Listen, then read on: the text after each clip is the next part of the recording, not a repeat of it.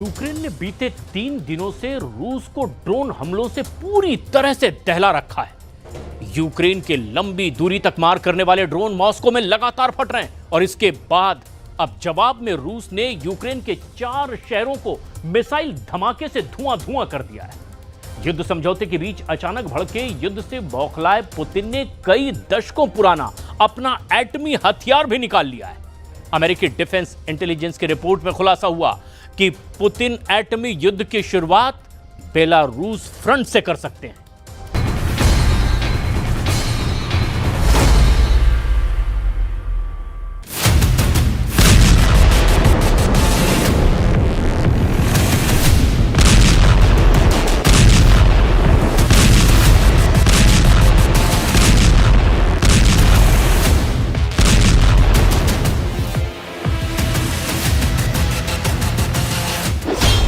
Moscow में drone का बवंडर, जल गया पुतिन का एयरपोर्ट।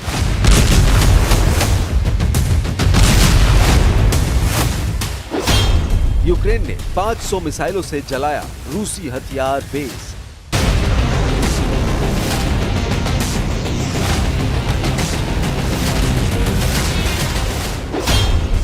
जेलेंस्की बोले, ट्रेलर दिखाया, रूस की हार की पिक्चर जल्द।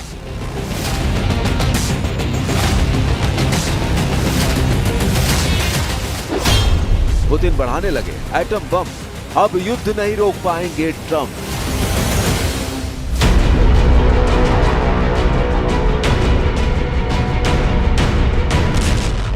यूक्रेन ने रूस को दहला दिया। बम धमाकों से, मिसाइलों की बौछार से, फाइटर ड्रोन के तूफानी हमलों से रूस में भारी तबाही मची है। मॉस्को तक यूक्रेन ने घुस कर मारा है।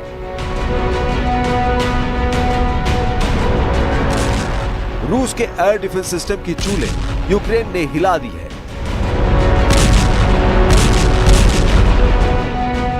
गुजरे 3 दिन से युद्ध भीषण होता जा रहा है। जेलेंस्की की हाईटेक आर्मी युद्ध में हावी होती जा रही है। पुतिन के लिए अब टेंशन को संभाल पाना मुश्किल हो रहा है। यूक्रेन ने रूस पर सबसे जोरदार प्रहार शुरू कर दिया है। रूस की राजधानी मॉस्को में एयरपोर्ट पर घातक ड्रोन हमला हुआ। ड्रोन अटैक से मॉस्को एयरपोर्ट पर ट्रैफिक पर ब्रेक लग गया।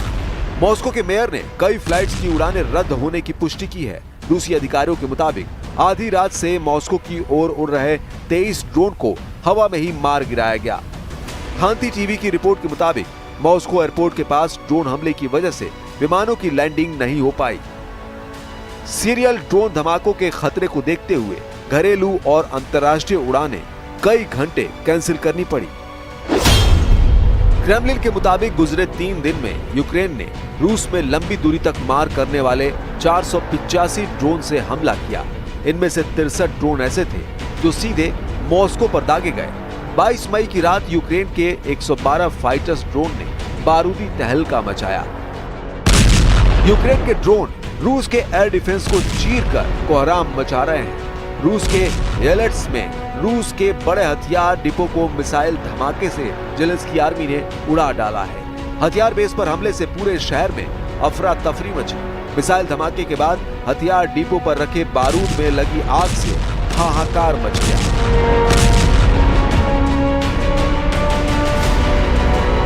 23 मई की सुबह रूस के लिपेस्क में एनर्जिया प्लांट को बारूद बरसाकर बर्बाद कर दिया गया। रूसी हथियारों में इस्तेमाल होने वाली बैटरी और बिजली उपकरणों के कारखाने पर तबाही से रूस को बड़ा झटका लगा है। यूक्रेन का जोर रूस के हथियार गोदाम जलाने पर है। वहीं रूस ने भी जल्द बहुत बड़े पलटवार के सिग्नल दिए। प्रेसिडेंट पुतिन ने रूस और यूक्रेन के बीच बफर जोन बनाने का ऐलान किया है। Говорил, что было принято решение о создании необходимой буферной зоны безопасности вдоль границ. Наши вооруженные силы сейчас эту задачу решают. Активно подавляются огневые точки противника.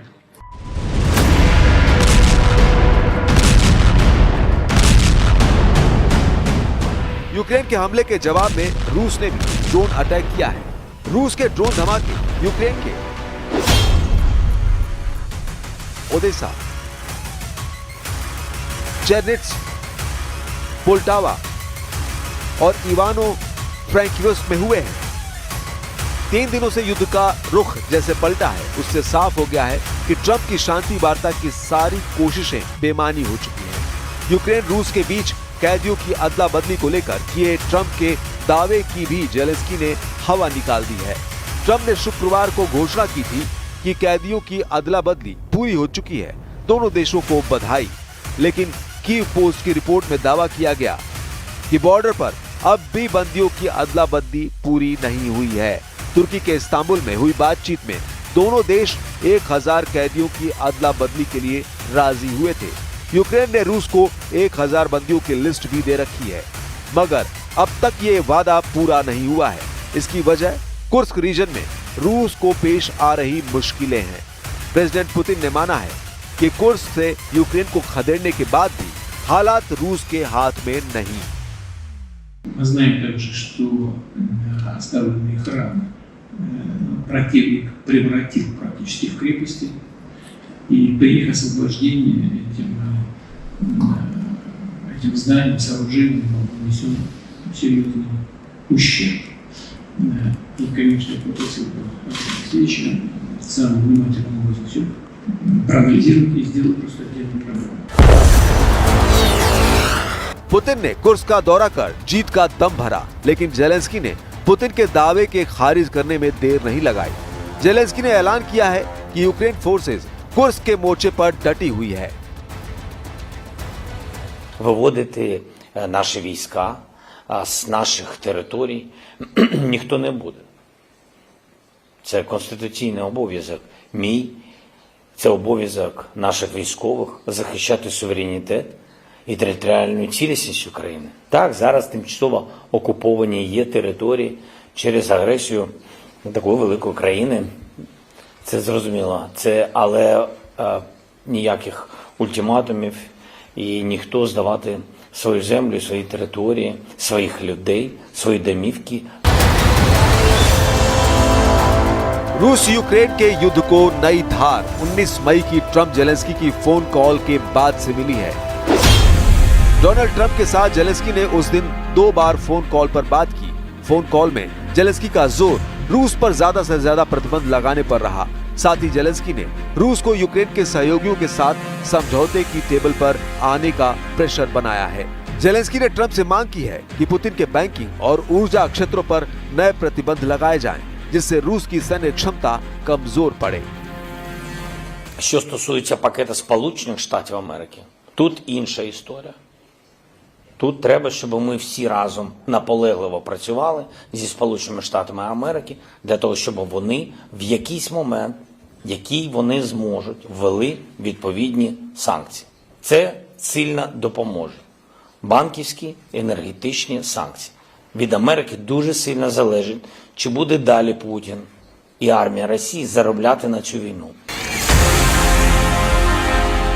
जेलेंस्की ने युद्ध नीति और कूटनीति दोनों में बड़े बदलाव किए हैं। ट्रंप पर जेलेंस्की को ज्यादा भरोसा नहीं है, इसलिए उनका जोर हर मसले में यूरोपीय यूनियन को शामिल करने का है। इस बीच रूस ने वेटिकन में यूक्रेन से बातचीत करने पर रेड सिग्नल दिखा दिया है। विदेश मंत्री सर्गेई लावरोव ने कहा कि वेटिकन में रूस यूक्रेन से शांति वार्ता का पक्षधर नहीं है। वहीं जेलेंस्की ने आरोप लगाया कि पुतिन समझौते के बाद भी युद्ध भड़काकर ज्यादा से ज्यादा समय बिता रहे हैं ताकि यूक्रेन की जमीन पर कब्जा कर सकें। पुतिन के वॉर प्लान को लेकर अमेरिकी एजेंसी ने भी खौफनाक अपडेट दिए हैं। अमेरिका के डिफेंस इंटेलिजेंस एजेंसी ने एक डिक्लासिफाइड खुफिया रिपोर्ट में दावा किया है कि रूस सीक्रेट तरीके से अपने परमाणु हथियारों का जखीरा बढ़ा रहा है। DIA की रिपोर्ट में कहा गया है कि रूस ने एक नई हवा से हवा में मार करने वाली परमाणु मिसाइल को तैनात किया है। पुतिन ने दशकों बाद ऐसे न्यूक्लियर हथियार को निकाला है जो महाविनाशक है। हालांकि रिपोर्ट में एटमी मिसाइल का नाम उजागर नहीं किया गया, मगर अमेरिकी एजेंसी ने दावा किया है कि पुतिन की नई एटमी मिसाइल कोल्ड वॉर के दौर की सबसे विनाशकारी हथियारों के जैसी है। डिफेंस इंटेलिजेंस एजेंसी के मुताबिक पुतिन की एटमी मिसाइल R-37M मिसाइल का न्यूक्लियर वर्जन हो सकती है, जिसे NATO forces AA-13 XZ code name देती है। DIA की रिपोर्ट में दावा किया गया है कि रूस ने बेलारूस को एटमी हथियारों के इस्तेमाल की ट्रेनिंग भी दी है। साल 2023 में ही रूस ने बेलारूस में परमाणु हथियार तैनात करने शुरू कर दिए थे। पुतिन के एटमी हथियारों के इजाफे के अपडेट के बाद ट्रंप के होश उड़ गए हैं। प्रेसिडेंट ट्रंप जल्द से जल्द युद्ध समझौता करवाने की कोशिश में जुटे हैं, तो वहीं जेलेंस्की और पुतिन रोज नई रणनीति के साथ वॉर जोन में कोहराम मचा रहे हैं। ट्रंप ने दूसरी बार राष्ट्रपति बनने से पहले ही युद्ध को कुछ दिन में खत्म करवाने का वादा किया था। चुनावी रैलियों में किए गए दावे पर ट्रंप कितने खरे उतरे हैं, ये वक्त ही बता रहा है। ट्रंप ने जनवरी महीने में राष्ट्रपति पद की शपथ ली। उसके बाद करीब 5 महीने का वक्त गुजर चुका है। इस बीच कई बार ट्रंप ने ही अपना स्टैंड बदला। कई बार पुतिन की खींच वो जेलेंस्की पर निकाल चुके हैं। प्रेसिडेंट पुतिन ने ट्रंप से अपनी हर शर्त मनवा ली, मगर युद्ध का अंत अब तक नहीं हो पाया है। यही वजह है कि पुतिन ने सबसे विनाशकारी हथियारों के प्रोडक्शन में तूफानी तेजी ला दी है। पुतिन जानते हैं कि आज नहीं तो कल उन्हें यूरोप के देशों से टकराना पड़ सकता है।